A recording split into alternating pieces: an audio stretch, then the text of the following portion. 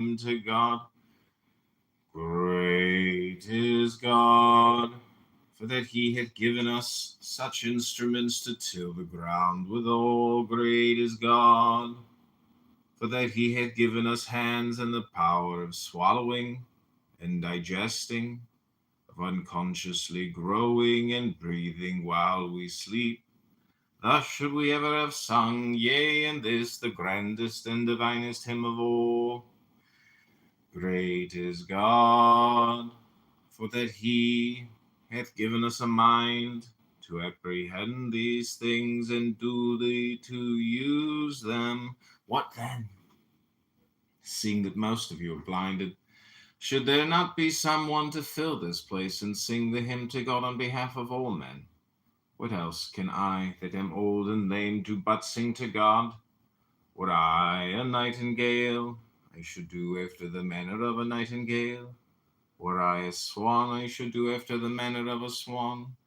But now, since I am a reasonable being, I must sing to God. That is my work, I do it.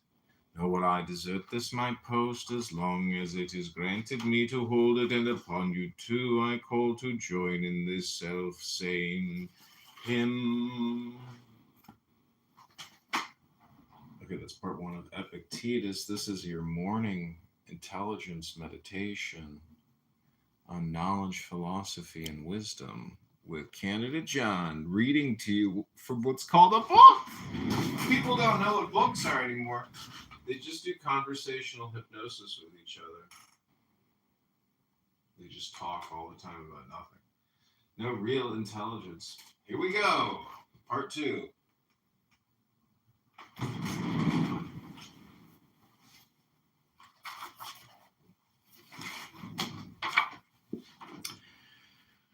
How then do men act, as though one returning to his country who had sojourned for the night in a fair inn should be so captivated thereby as to take up his abode there? Friend, thou hast forgotten thine intention. This was not thy destination, but only lay on the way thither. Nay, but it is a proper place.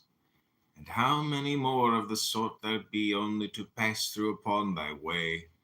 Thy purpose was to return to thy country, to relieve thy kinsmen's fears for thee, thyself to discharge the duties of a citizen, to marry a wife, to beget offspring, and to fill the appointed round of office.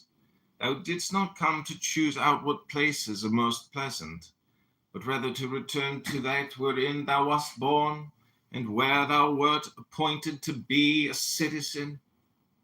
Try to enjoy the great festival of life with other men.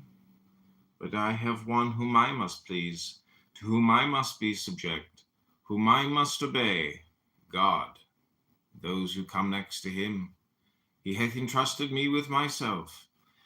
He hath made my will subject to myself alone, and given me rules for the right use thereof.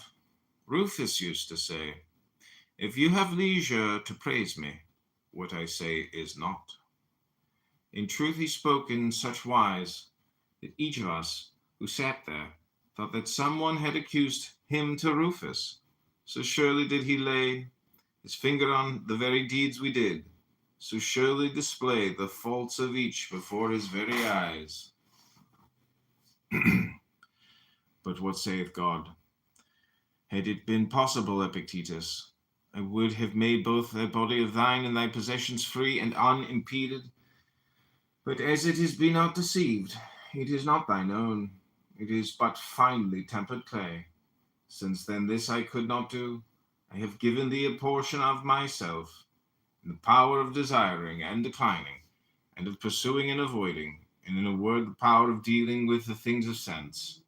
And if thou neglect not this, but place all that thou hast therein, thou shalt never be let or hindered, thou shalt never lament, thou shalt not blame or flatter any. What then? Seemeth this to thee a little thing? God forbid. Be content then therewith. And so I pray the gods.